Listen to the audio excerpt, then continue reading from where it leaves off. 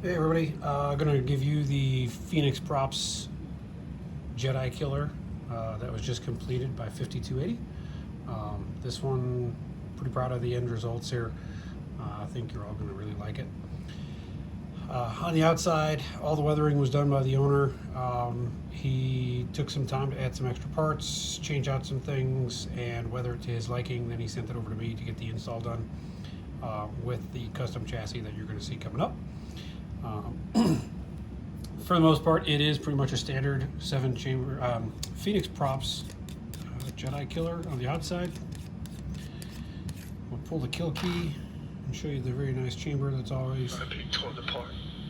I want to be free of this pain. It's the Young Solo font. And this one's done so that it's got kind of a pull to the dark side. So it changes over to an unstable. It does have full pixel in the emitter.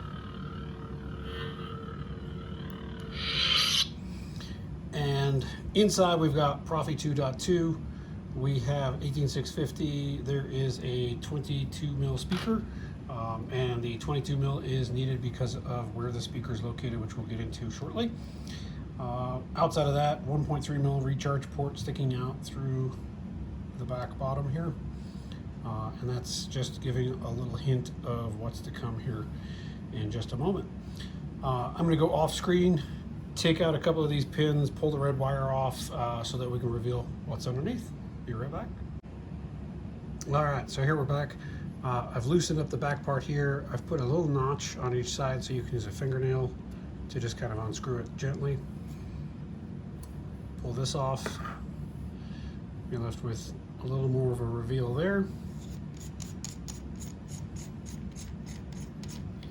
Pull off the engine, and you're starting to see now one of the accent lights, and you're seeing some brass that doesn't normally come with it. I am going to put the kill key back in just for a second. So what we're going to do first, we're going to pull the sleeve out. I'll hide that, we'll show that in just a moment. And then you'll take this part, unscrew it, which I'll do quickly off screen.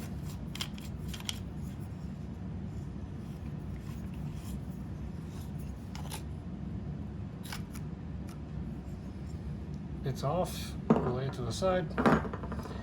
And then we've got some accents, little rods inside the chassis.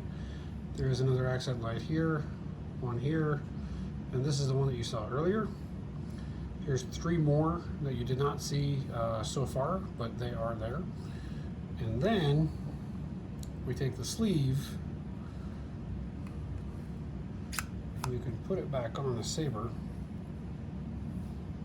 If I don't bump into the recharge port, there we go.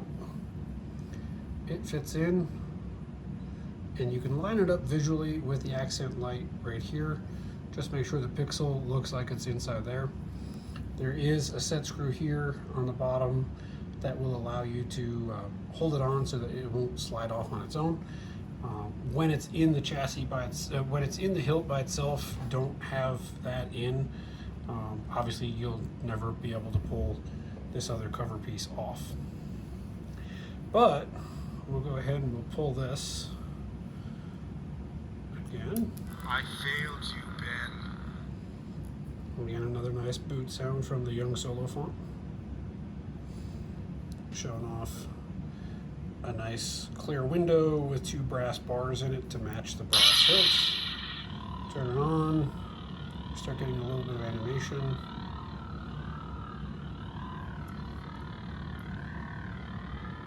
You see, and it's a little hard to see. Here we go.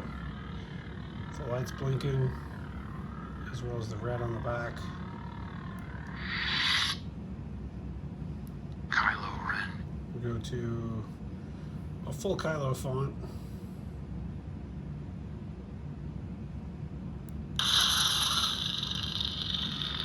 That chamber really shines here. 2 pixels, one on the top, one on the bottom.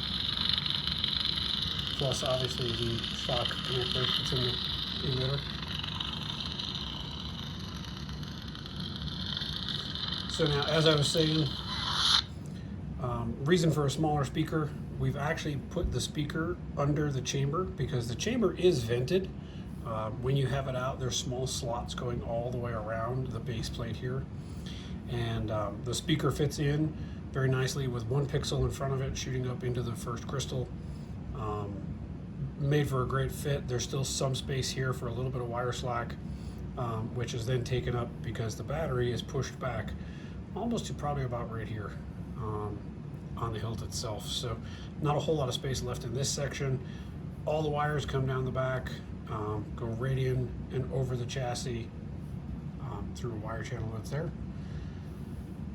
The brass, and I'm going to turn off the accent lights here so you can see the actual sleeve a bit better. First time doing an electro etch, put the first order symbol into the brass, came out very, very nicely. And then, as you can see, all those little accent rods that I showed you at the beginning end up showing very nicely through cutouts in the brass sleeve, making it kind of look like there's some piping, some wiring things going on behind the sleeve itself. This is kind of what I would call a display mode. You could reassemble the lower parts and put them up next to it, which we can do here in just a quick second.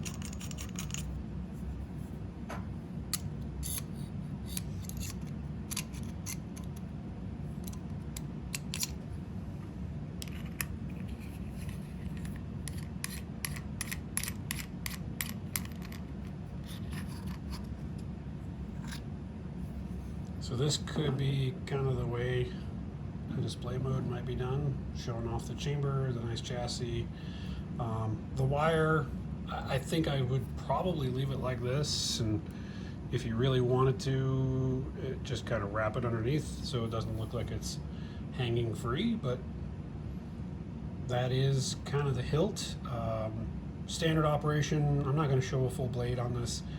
It is the FET 263 with battle mode, gestures.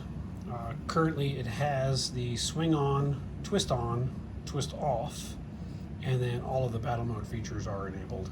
So this is pretty much 5.7 with the full decked out set of features.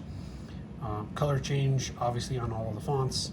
The first one is limited to the red and blue change, and then the rest we can go into and show you quickly. The owner asked for the Kylo font, and then as kind of a Kylo's inspiration for all of his evil, go with the Vader font. And each of these fonts have different animations both under the window and in all of the little the different accents. Chamber also comes in with some slight differences too. So that is the Saber, and thanks for watching, folks.